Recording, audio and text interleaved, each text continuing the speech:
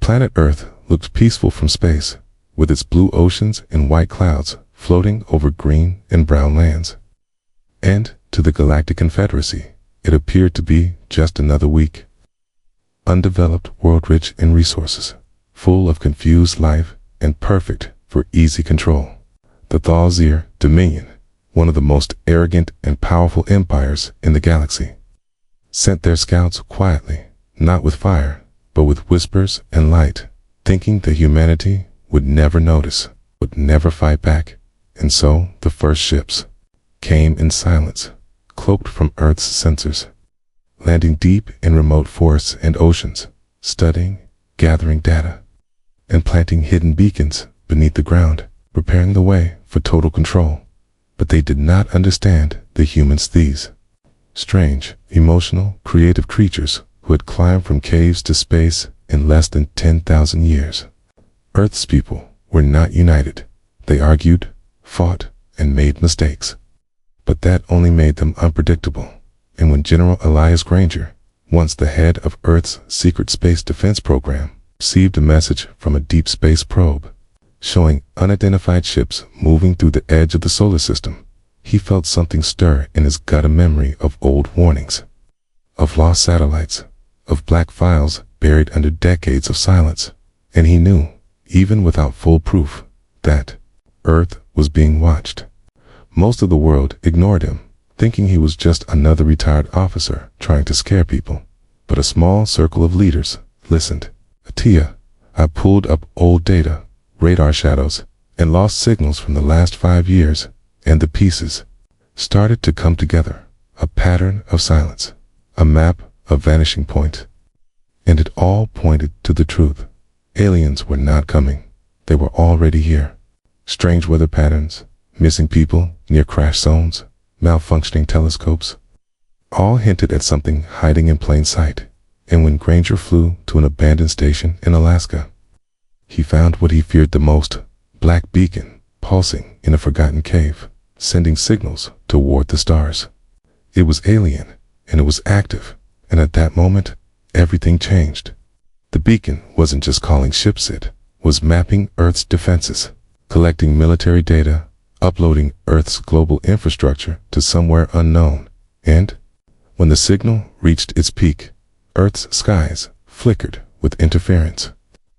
GPS went down, and strange shadows appeared in the upper atmosphere, shadows that didn't move like clouds, didn't reflect light like planes, and didn't match any known satellite profiles. Granger rushed to contact old allies, people who had worked in the hidden layers of Earth's defense network. And soon the truth came out. There was a plan called Protocol Iron Sky, created decades ago in case of first contact. And it wasn't peaceful. It was preparation for survival, for resistance, for the day Earth would be judged not by its beauty, but by its strength. And now that day had come. The Thalzir believed Earth was weak because they saw its wars and divisions. But they didn't see what lay beneath the surface: cities built in caverns, starships hidden under ice sheets, weapons developed in zero-gravity labs deep in orbit, and fleets never spoken of in public. Humanity had always suspected it wasn't alone, and while politicians spoke of peace, the old soldiers built weapons and waited, and now they would be needed. As Granger stood on a high cliff near the Arctic base, the clouds parted above, and for the first time in years, he saw them: faint, silent ships gliding above, their outlines just visible against the stars, scanning, preparing, watching. The first invasion would not come with fire, but with silence, and he had only days, maybe hours, before Earth's systems would fall under their control. He activated the emergency channel, his voice calm but heavy, and gave the command that hadn't been spoken in over 50 years. Iron Sky is green, and across the world, hidden bases lit up, codes unlocked, and long dormant engines came to life. Earth, the peaceful blue world, was no longer waiting, it was waking up. General Elias Granger stood in the command center, deep beneath the Rocky Mountains. watching as red alerts blinked across old but powerful monitors. And though Earth's cities above remained quiet, invisible tension stretched over the planet like a wire ready to snap. For the skies were no longer empty, hidden among clouds and shadow. Alien vessels floated above, watching, scanning, waiting, and they thought humans would not see them, but they were wrong. Long ago, hidden satellites had been placed in orbit, not to watch other nations, but to watch the stars. And now those satellites sent warnings back to the Iron Sky Network, and what they showed chilled even the most hardened officers. Hundreds of Falzia ships hovering in low orbit, silent and still, like vultures above a battlefield. And yet still, the world below went on, unaware. Traffic moved, people worked, news stations reported nothing, and governments denied rumors. But beneath that calm surface, preparations had begun.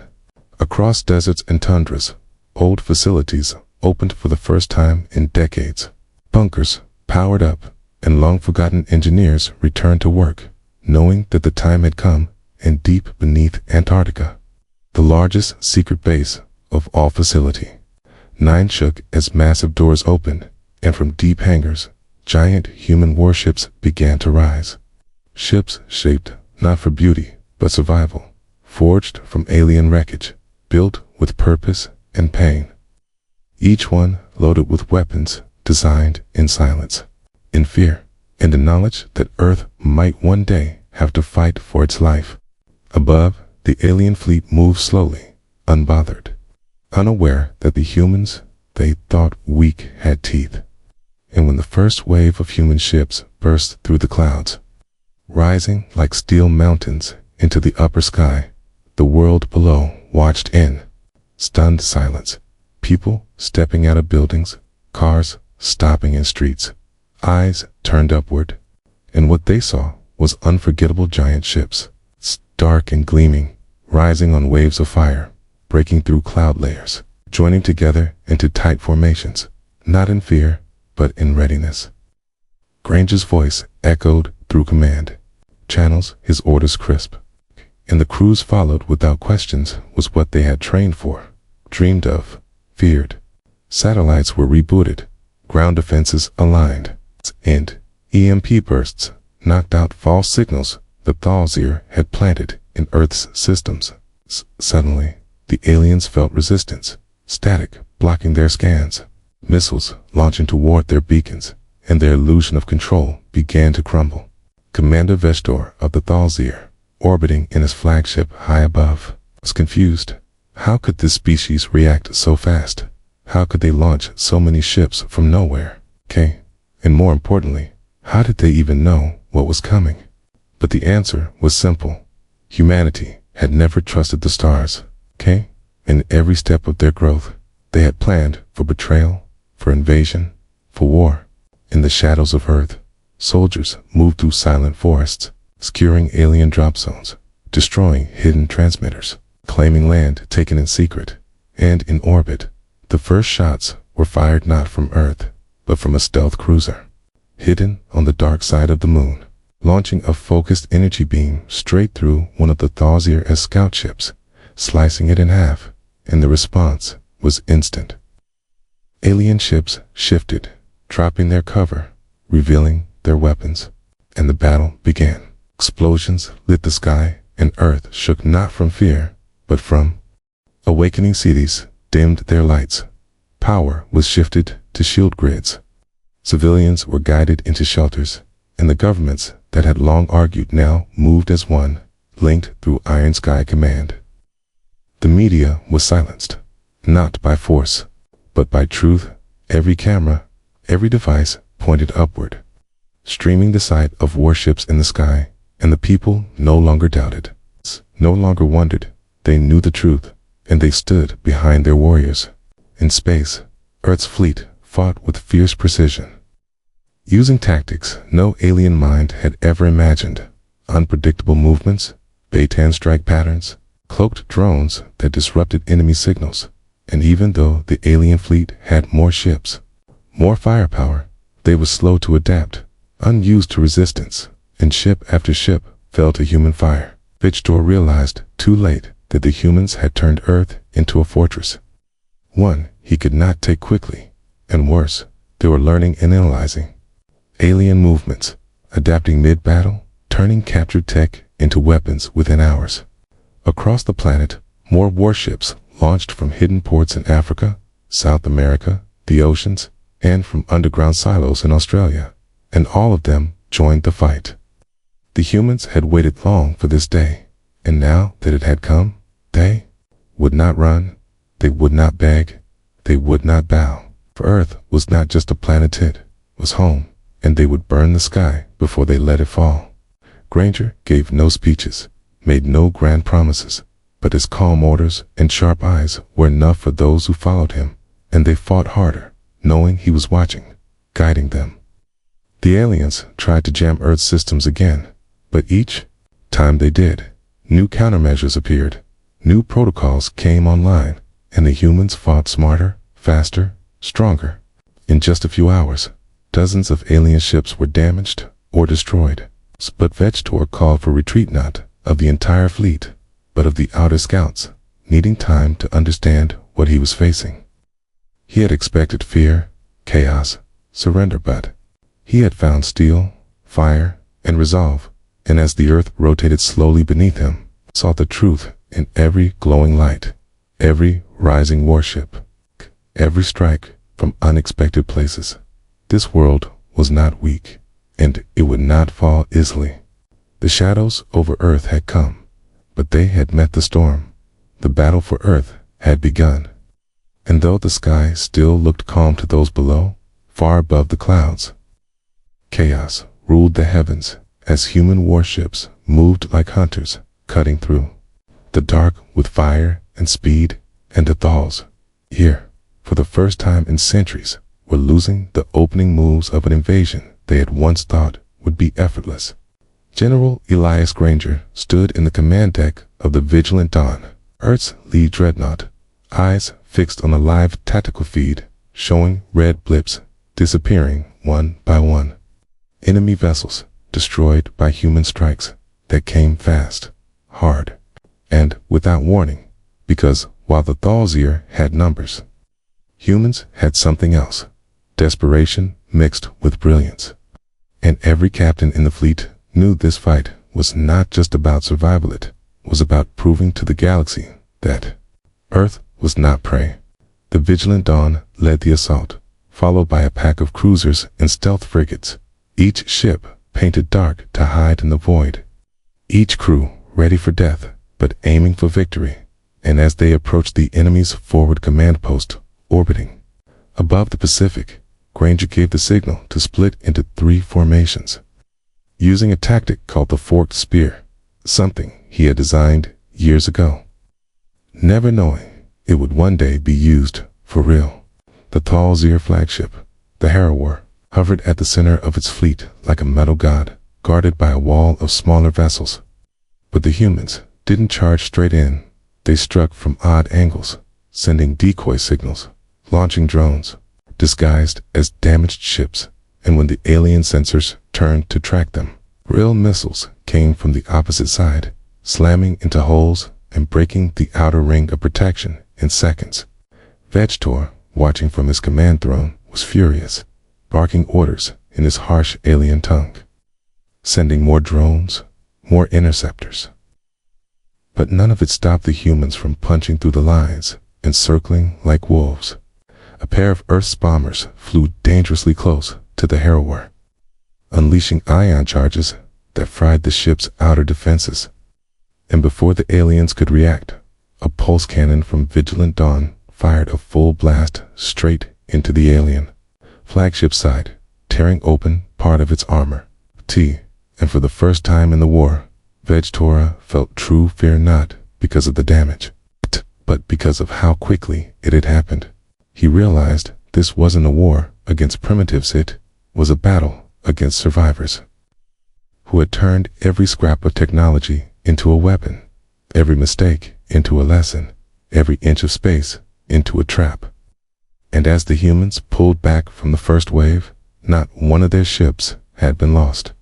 Meanwhile, on Earth's surface, special operations teams launched from underground bunkers, moving in silence through forests, mountains, and wastelands, targeting alien relay beacons, jamming towers, hidden bases the Thalzir had planted. Over years of secret scouting, and each mission was swift and brutal strike. Destroy, vanish, leaving no trace but wreckage and broken signals. One team in the Amazon discovered a hidden command pod with live Thalzir officers inside. And instead of capturing them, the humans used their own tech to broadcast a message. Earth fights back. And the signal was sent straight into alien command channels, rattling their morale. Back in space, as the second human wave prepared to strike, Granger made a bold decision. He ordered the fleet to fall silent for 5 minutes, using only pre-planned moves. No radio, no heat, drifting like dead metal through space, confusing the Thalzir's sensors that depended on noise and motion. And when the countdown ended, Earth's warships roared back to life, striking 3 enemy destroyers at once with pinpoint accuracy. The aliens never saw it coming, and more ships fell, burning like comets into Earth's oceans and deserts, while debris rained from the sky in distant parts of the world, drawing terrified eyes from civilians who still couldn't believe their planet had become a battlefield. The human fleet suffered damage, some systems failing under pressure. But the crews held strong, repairing on the fly, using emergency backups, sharing resources ship to ship, and never once slowing down. Granger kept his focus sharp, directing the battle like a chess master, always thinking 5 steps ahead, knowing that the enemy had more to send, more to unleash, and that this first strike had to hurt badly enough to shake their confidence before the next wave arrived. Deep inside the moon's shadow, hidden weapons platforms activated. Long-range lasers slicing enemy ships as they tried to flee.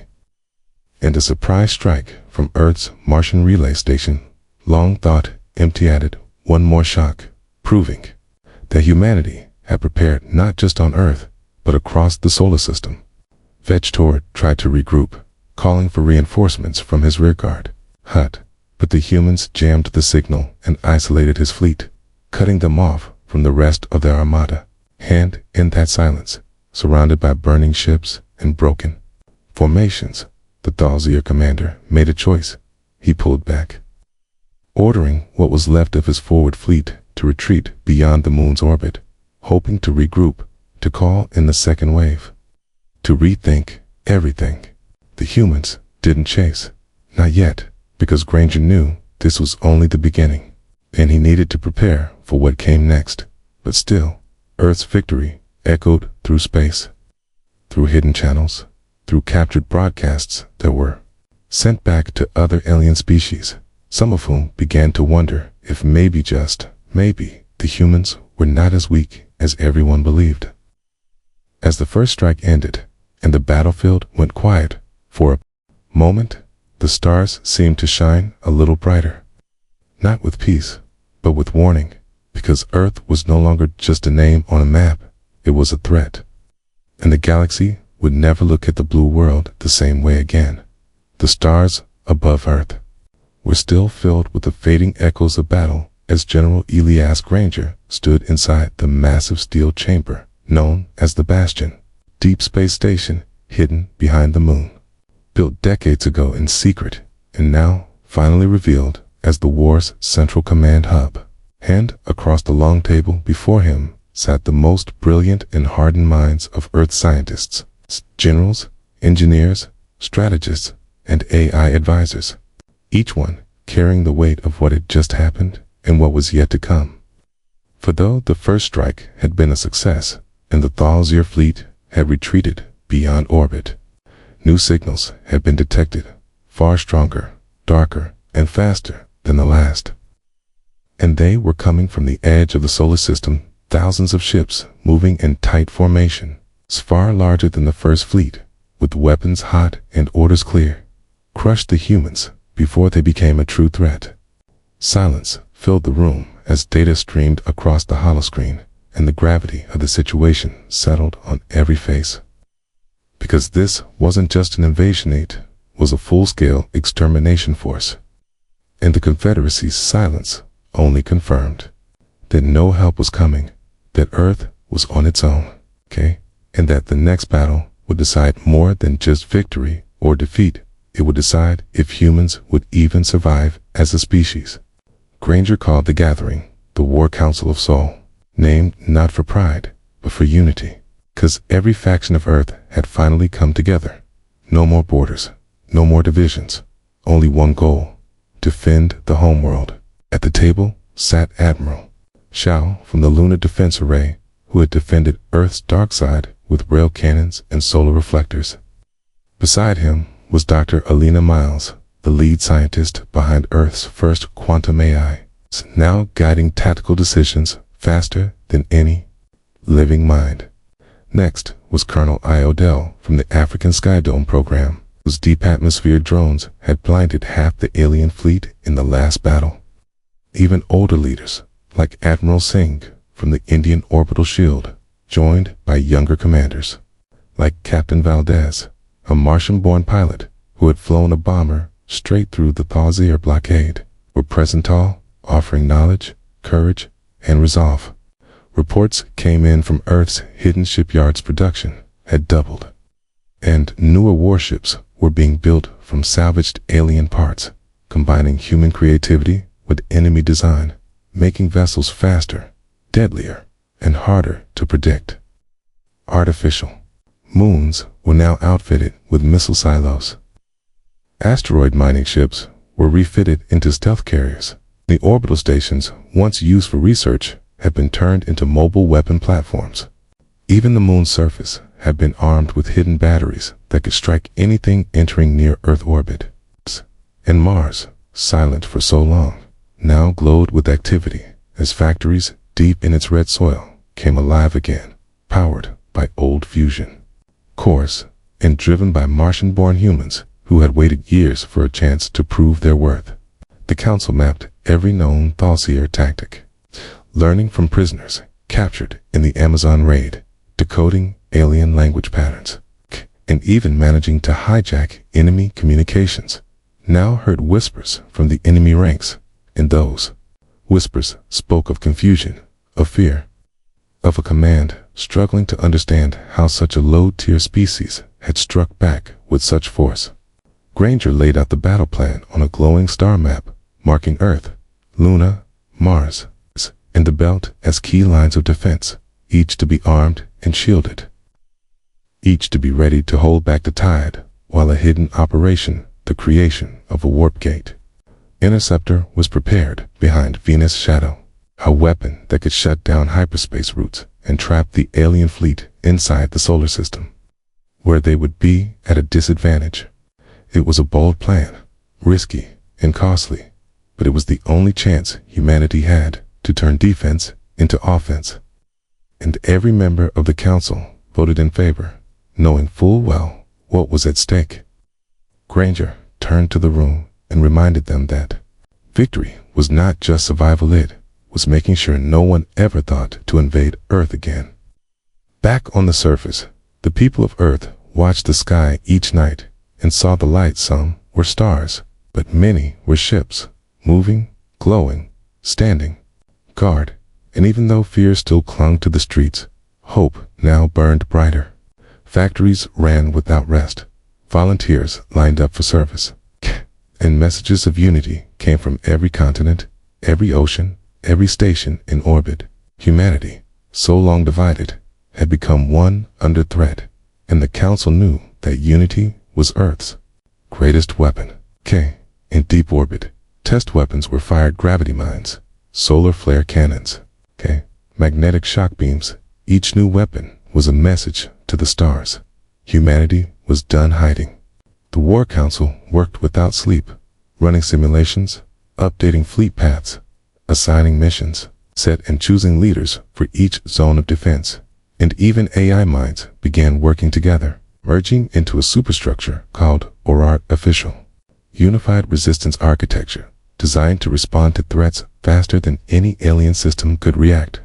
As the Thalseer reinforcements neared Saturn, cloaked scouts moved to intercept, hiding in the gas giant's rings, watching, measuring, hence, sending back data that shocked the Council. The enemy fleet was massive, well-armed, and even included new capital ships not seen before.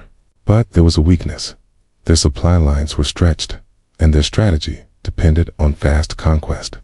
If the humans could hold the inner planets for just 2 weeks, the alien fleet would weaken, stall, and become vulnerable. And that was the window the Council would fight for. Plans were drawn, fleet captains were briefed, and secret codes were passed across the system, lighting up relay satellites like fireflies in the void.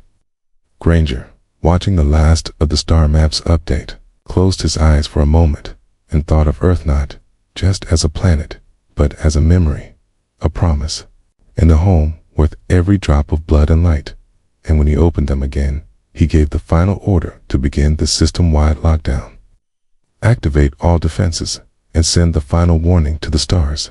Humanity stands.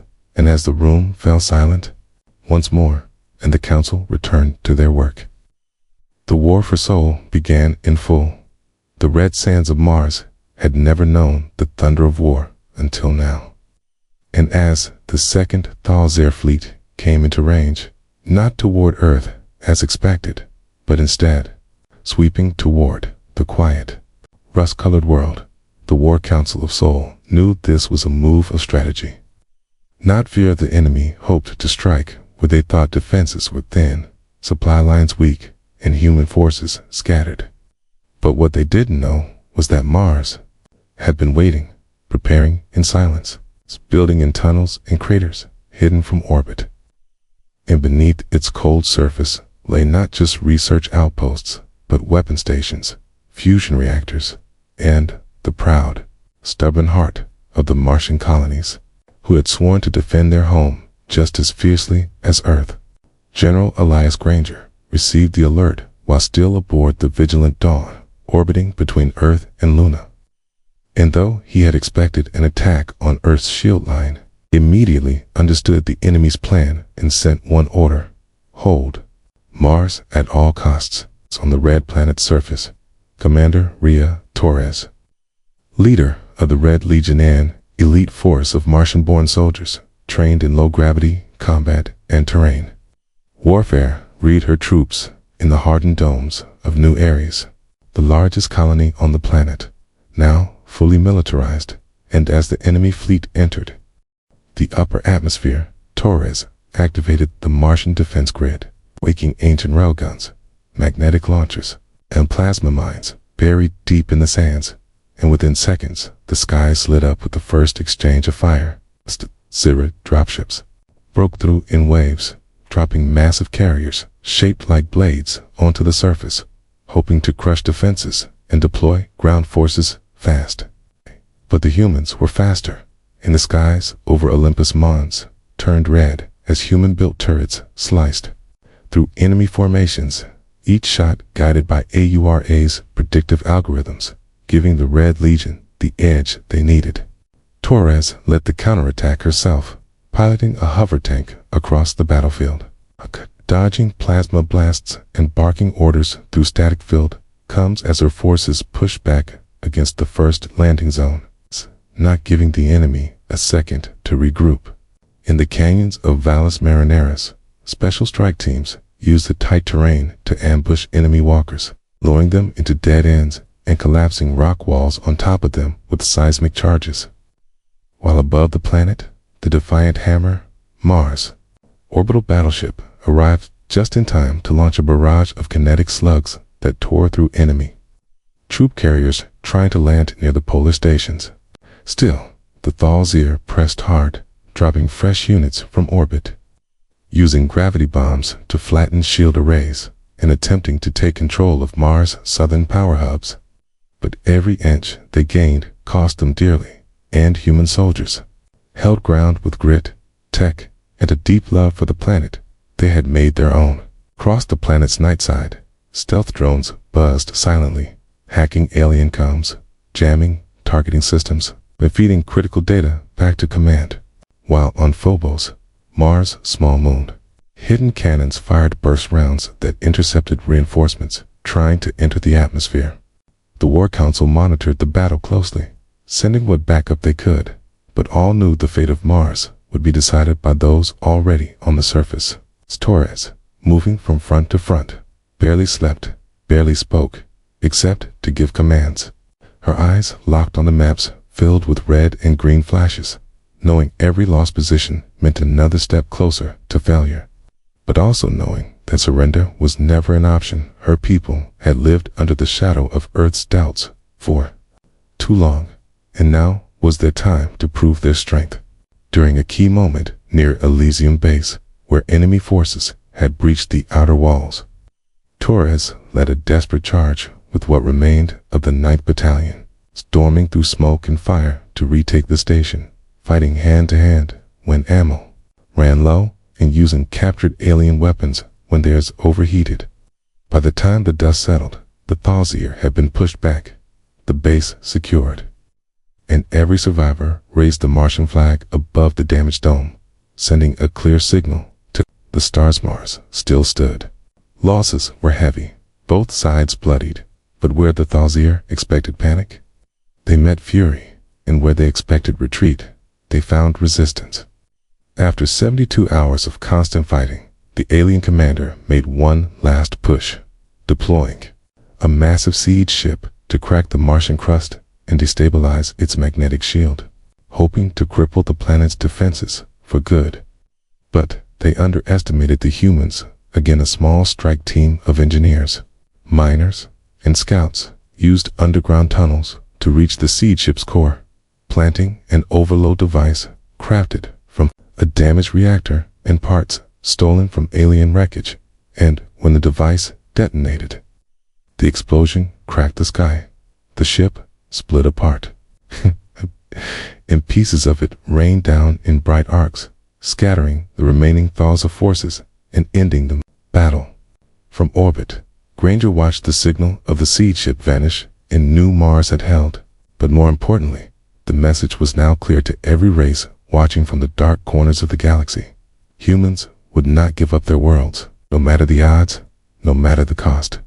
And as Mars began repairs, bearing its fallen and healing its wounds, the Red Legion stood ready again, armor scorched, eyes burning, knowing that the war was far from over, but also knowing they had already changed the course of it. And now, for the first time, the Thalzir began to wonder if this fight was one they could win at all.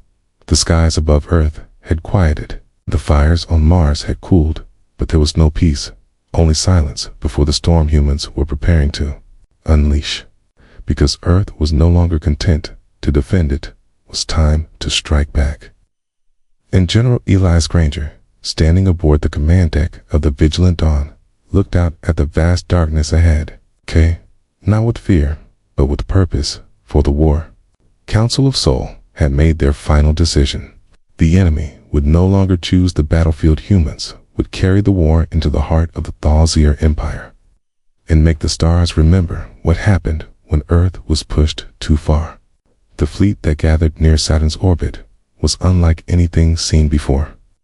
A massive armada of Earth's finest warships, Martian stealth vessels, converted mining rigs, armed with plasma drills, and even asteroid-shielded torpedo carriers, all wrapped in solar sails and dark armor, all ready to enter the enemy's own space through a prototype gate built in the shadow of Neptune. A gate made from both human and stolen alien tech, dangerous and untested, but their only chance to strike before another wave could gather. Granger gave the order, and one by one, ships vanished into the rift, each passing through light and cold into a region of space untouched by humans, where alien worlds spun quietly, unaware that the fury of Earth was about to arrive. The first target was a Thalzir supply world, rich with fuel depots and shipyards, guarded but not expecting attack.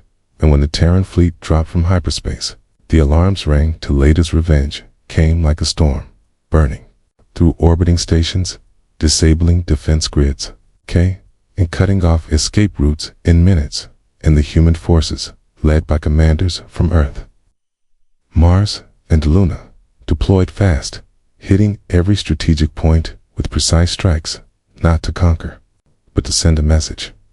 Explosions rocked the skies of the alien world as silos went up in fire. Storage fields melted, and orbital mirrors shattered, and when the Thalzir tried to respond, their ships were intercepted by stealth cruisers armed with cloaked railguns. That hit without warning. Civilians were spared, their cities untouched, but the military centers were reduced to craters, and in every ruin, humans left behind a symbol, a silver star etched into broken metal, a sign that Earth had come and would return again. Across the galaxy, the signal spread video of the assault broadcast across intercepted Thalzir networks, showing alien commanders falling, ships exploding. And the phrase, "Humanity stands," burned into their screens, and for the first time in generations, the Thalzir Empire knew fear on their own soil. Granger didn't pause to celebrate. Instead, he ordered the fleet to move deeper, striking communication hubs, sensor relays, and warp gates, cutting the enemy off from their core systems. While Earth's AI systems launched code storms into alien networks, scrambling commands and feeding false data to fleet leaders who now found themselves lost in their own sectors. One by one, resistance collapsed, and as panic spread, other alien species within the Confederacy began to question their leaders if Earth, a species they had all mocked, could fight back so fiercely. What else had the Thalzir lied about? And small rebellions sparked in border regions, their flames fed by human broadcasts showing survivors on Mars, soldiers in orbit, and cities still standing strong under the Terran flag. The war had become more than a battle between two powers. It had become a symbol of resistance, of what happens when a small world dares to rise against a great empire. And as more Terran ships joined the assault, each one carrying new weapons, new tactics, and new fury, the Thalzir High Command called an emergency summit, demanding answers, demanding unity. But even as they gathered in their strongest fortress world, hidden deep inside a nebula, Earth's spies were already there, and the final phase of Granger's plan began, using data captured from the Mars siege and decoded alien tech. The War Council had discovered the location of the Thalzir leadership band, now the Vigilant Dawn, along with an elite strike fleet, moved through the last gate, arriving on the edge of the nebula, cloaked in silence, surrounded by magnetic storms. Moving through the dust with shields down and weapons cold, invisible until the moment they struck, the fortress world had never been attacked, never even defended heavily, because no one had ever dared to come this far, but Earth dared, and in a matter of minutes, the skies over the alien capital turned into chaos missiles, raining from the dark energy beams, tearing into towers, defense grids overloading, and human ships dropping precise payloads into command bunkers that shattered the confidence of an empire built on fear. No full invasion followed. Earth didn't want to rule, only to show strength, and as the Terran fleet pulled back, leaving behind fire and silence, the message had been made clear. We are not prey, we are not weak, and we will not forget. Granger returned to Earth days later, the fleet behind him, worn but proud, and the people welcomed them not with cheers alone, but with silence, with gratitude, with the deep understanding that something had changed, not just for Earth, but for all who lived under the shadow of the powerful. Across the stars, new alliances began, whispers of unity among smaller worlds. In the name of Earth was now spoken with respect, with fear, and with awe, not because of its weapons, but because of its spirit. The war was not over completely, not yet, but its course had shifted. And now it was the Thalzir who scrambled to defend, who feared every dark corner of space, every silent signal, every unknown light in the sky. Because now they knew that when the humans rose, they did not stop, and from that day forward, The galaxy remembered the peaceful blue world had become a storm.